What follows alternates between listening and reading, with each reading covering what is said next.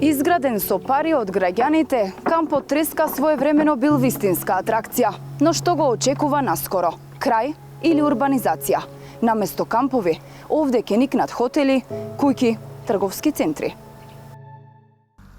Некогаш омиленото место за рекреација ќе прерасне во туристички центар. Ке се бараат инвеститори кои ќе вложуваат за на местото на камповите, околу реката Треска и селото Шишево, да се изградат куп станбени објекти.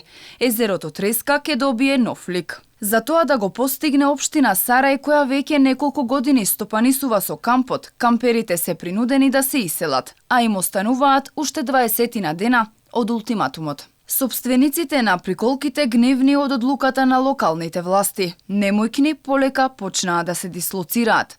Собственичка на камп раскажа дел од убавите спомени на Треска пред камерата на Алфа.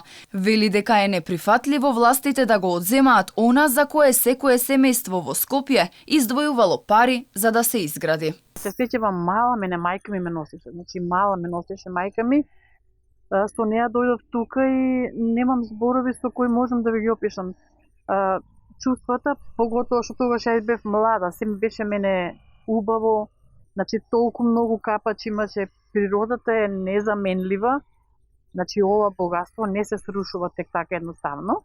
Немаме намера никако да се иселиме од тука, со тоа што сме земале премногу активности. Неколку години по катастрофалниот земјотрес скопјани ги запрегнале ракавите да изградат плажа. Со солидарноста на граѓаните и помош од ресорните градски служби, изградбата на спортско-рекреативниот центар била завршена во 1978 година. На самото отворање присуствувал и Јосип Броз Тито. Со години овој центар бил едно од најактуелните места за одмор. Денес сликата е поинаква. Урнатени и уништени кампови, оставени на забот на времето. Наместо надлежните да преземат и да ја вратат живоста на кампот, направија план кој ги разлути камперите.